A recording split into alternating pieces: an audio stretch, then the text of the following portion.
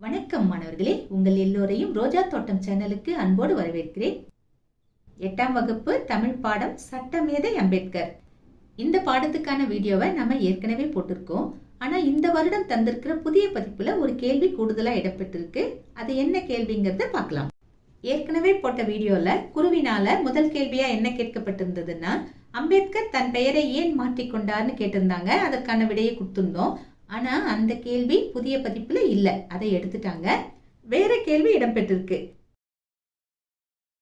குருவினா கேள்வி எண் 1, அச்சில் வெளிவந்த அம்பேத்கரின் முதல் நூல் குறித்து எழுதுக. இதற்கான விடை புத்தகத்துல எங்க இருக்குன்னா 159வது பக்கத்துல அமெரிக்காவில் உயர்கல்வி என்ற ஒரு தலைப்பிற்கா அதுக்கு கீழே ஒரு பத்தி கொடுத்திருக்காங்க பாருங்க. அந்த பத்தியில 4வது வரையிலிருந்து இதற்கான விடையை எழுதணும். எப்படி விடை எழுதலாம்? இந்தியாவில் சாதிகளின் தோற்றமும் வளர்ச்சியும் என்ற தலைப்பில் அம்பேத்கர் ஓர் ஆய்வுக் கட்டுரையை எழுதினார்.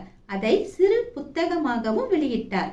இதுவே அச்சில் வெளிவந்த அம்பேத்கரின் முதல் நூல் ஆகும். இப்படி நீங்க விடையை எழுதலாம். ஏற்கனவே போட்ட வீடியோவோட லிங்கை கீழே அட்டாச் பண்ணிருக்கேன், மறக்காம போய் பாருங்க.